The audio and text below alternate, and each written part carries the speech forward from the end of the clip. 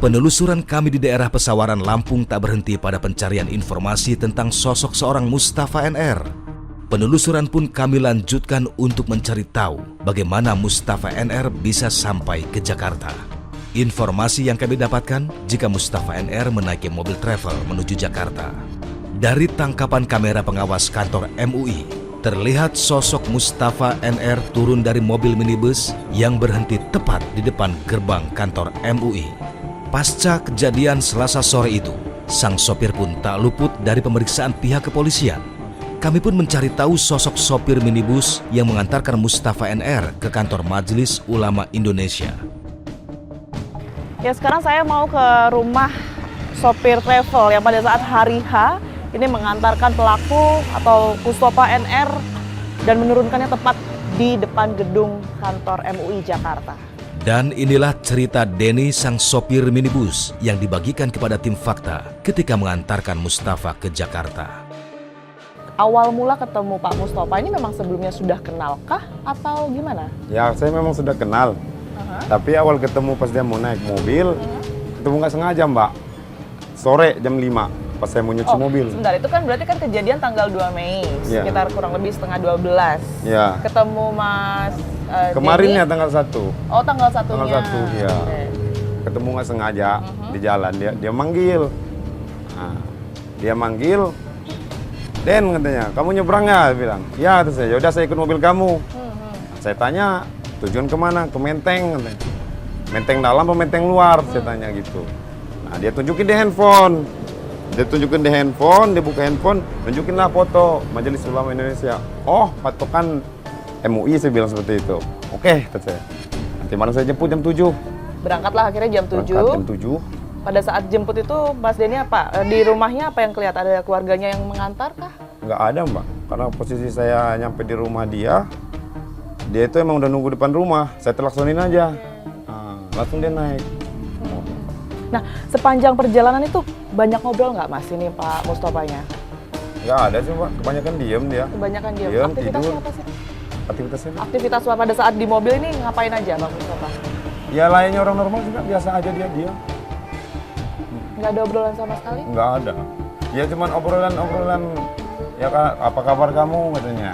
Itu pelaku dulu yang nyapa duluan? Iya, nyapa aku dulu. Pada saat naik atau kapan? Pas baru naik dia ngomong apa kabar kamu katanya. Ada berapa anak kamu, dia seperti itu sih, Mbak.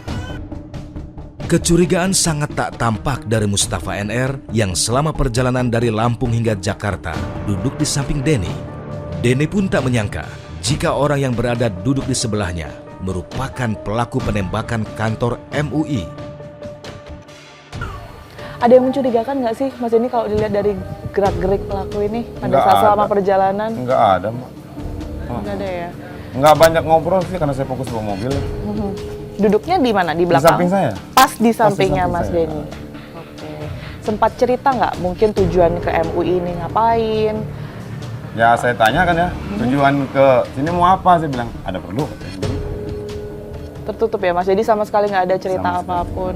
Nah, kalau dari informasi yang beredar ini kan Pak Mustafa memang mengakui dirinya ini sebagai nabi, kemudian juga ada kepercayaan-kepercayaan tertentu, artinya yang ingin diakui orang lain gitu. Ada perbincangan soal ini nggak Mas? Sama sekali nggak ada, Mbak. Nggak ada ya? Ya, yang menjurus keagamaan selama di jalan dia ngobrol tentang keagamaan, gupek mau minta sholat pas azan, nggak ada. Dan pada saat itu barang bawaan yang dibawa sempat merhatiin Mas Denny? Tas ransel, Tas ransel, ya tas ransel.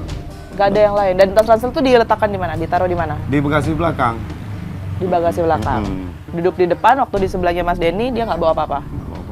Mas Denny, setelah sampai di gedung MUI, mungkin boleh dijelaskan lebih detail lagi Mas, ini mungkin berhentinya di mana, pelaku turunnya di mana? Ya pas sampai di gedung MUI, sampai di depan, nggak pas di gerbang banget sih, Mbak. Dia turunnya pas Itu kan nggak. gerbangnya ada 2. Ya, Berhentinya yang di yang pertama itu Yang kan pertama? yang pertama, Oke, gedung oke. yang pertama, awal gerbang yang pertama nggak pas depan gerbang.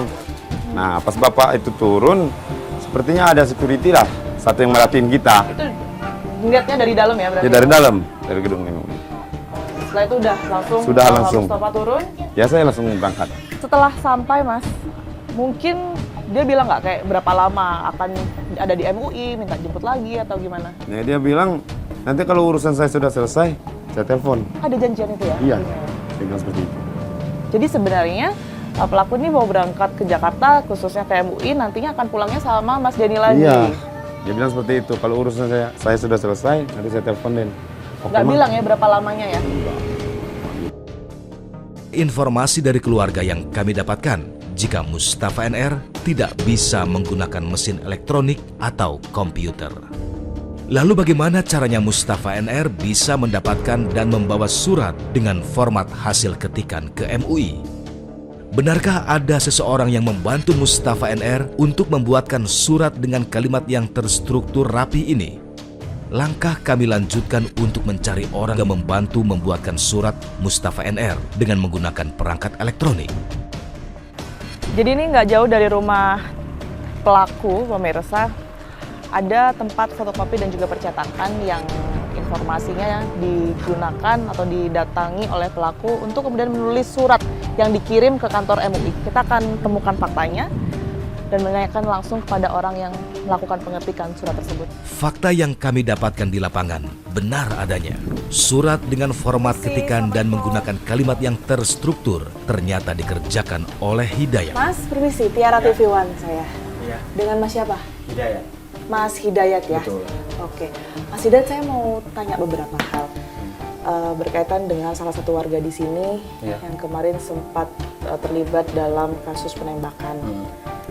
Informasinya sempat datang ke sini juga. Betul. Ya, Mas Hidayat ya? Iya. Ketemu langsung sama Mas Hidayat? Ketemu langsung sama saya.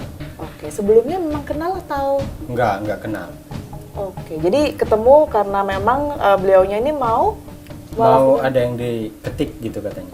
Ada yang diketik? Iya. Ada berapa kali datang ke sini Mas Hidayat? Jadi seingat saya itu almarhum ini kesini 2 kali. Pas pertama pagi. Pagi? Ingat Pagi. nggak itu mungkin tahun berapa, bulan apa? Kalau tahunnya itu di tahun 2022, tapi kalau untuk bulan saya lupa. 2022. Jadi pagi itu kan saya kebetulan mau berangkat kerja. Nah almarhum ini datanglah ke sini. Dia bilang fotokopi tutup ya? Iya, saya bilang karena saya mau berangkat kerja. Saya bilang kan. Ini saya mau ngetik, kata almarhum. Jadi saya jawab belum bisa Pak karena saya mau berangkat kerja. Ini udah siang, saya bilang kan. Oh ya udah, katanya. Akhirnya almarhum ini pergi, saya berangkat kerja, begitu.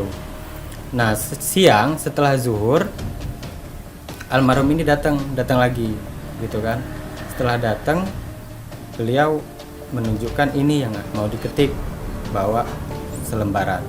Selembar kertas, Kertas. yang memang sudah dibawa sama pelaku. Betul. Tulisannya gimana Mas? Tulisan tangan gitu? Tulisan tangan. Tulisan tangan Tulisan ya? tangan. Mas Hidayat lihat langsung ya? Betul. berarti ya? Karena ketika dikeluarkan oleh almarhum, saya baca kan saya nggak bisa bacanya karena tulisannya kan tulisan Latin ya. Latin gitu, oke. Waduh Pak maaf saya nggak bisa baca, saya bilang. Ya udah sini saya diktekan saja. Jadi didekte sama almarhum ini, saya ngetik. Hidayat pun tak menampik jika dirinya lah yang membuat surat tersebut dengan menggunakan mesin elektronik.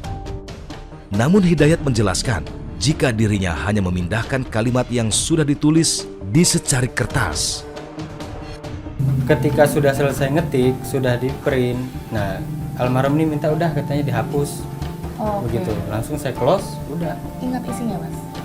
Isinya kalau nggak salah itu dia menyatakan bahwa saya ini adalah wakil Nabi. Begitu. Ada Itu ancaman-ancaman di situ? Nggak ada. Nggak ada Nggak ancaman. ada. Itu di surat pertama ya? Itu surat pertama. Saya nanya di surat pertama itu, ini buat apa Pak? Saya bilang kan. Mas Hidayat sempat tanya ya? Sempet tanya, ini buat apa? Kok diketik? Saya bilang. Terus kata almarhum, ini buat arsip saya aja katanya, ini mau saya simpen. Karena kan kalau pakai kertas ini takutnya sobek gitu atau tulisannya pudar. Makanya saya minta diketikan begitu. Setelah pelaku ini bilang kalau itu adalah arsip, sempat ada kecurigaan nggak dari Mas Hidayat sendiri? Nggak ada sih Bu. Nggak ada ya? Nggak ada. Langsung ketik persis? Persis sama yang didektekan dan saya ketik. Dia hanya minta diketikkan tanpa ada yang diedit-edit kata-katanya ya? Ada sih beberapa karena setelah saya ngetik, nah ketika sudah selesai ngetik printan keluar, diceklah sama almarhum, disamakan dengan konsepan dia sama hasil ketikan saya begitu. Oke. Setelah itu almarhum pulang? Pulang Sekitaran 3 bulan. 2 atau 3 bulan gitu. Oke. Pak Mustafa balik, minta tolong lagi. minta tolong lagi. Ceritanya gimana tuh Mas? Jadi Pak Mustafa itu datang setelah zuhur. Kalau pertama kan pagi dia, untuk kunjungan yang kedua dia setelah zuhur datang ke sini, minta diketikin lagi. Udah kamu siap-siap, nanti saya diktekan begitu. Nggak ditunjukin lagi, nggak ke saya. Oh, dibacakan? Langsung dibacakan oleh Oke. almarhum. Ini lebih panjang suratnya Mas atau gimana? Ingat nggak? Untuk surat itu hampir sama dengan yang saya tulis pertama. Yang pertama. Oke. Mas Hidayat mungkin sempat tahu ya di media sosial yang judulnya Sumpah Kedua. Itu sempat lihat ya? Sempat lihat. Itu yang ditulis oleh Mas Hidayat? Bukan. Bukan yang Sumpah Kedua. Bukan.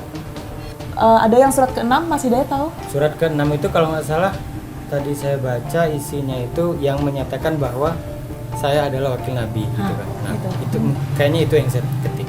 Oke. Loh, berarti itu surat ke-6 yang tulis di sini. Berarti ada satu surat lagi ya yang sebenarnya mungkin belum terekspos di media sosial tapi minta tolong atau diketikkan Iya. ke Mas Hidayat. Iya. Itu isinya apa, Mas? Isinya sama sih, Bu. 80% isinya sama. Wakil Nabi. Wakil Nabi, begitu. Ancaman-ancaman di situ. Kalau ancaman kayaknya nggak ada. Nggak ada ancaman ke Kapolda. MUI sempat disebut di situ, Mas Hidayat? Kalau untuk ancaman nggak ada sih, Bu. Dia hanya menerangkan bahwa saya adalah wakil Nabi. Waktu datang ke sini ada gerak-gerik yang mungkin mencurigakan gitu? Nggak ada sih, Bu. Nggak ada juga ya? Semuanya biasa aja gitu kayak yang lain-lain.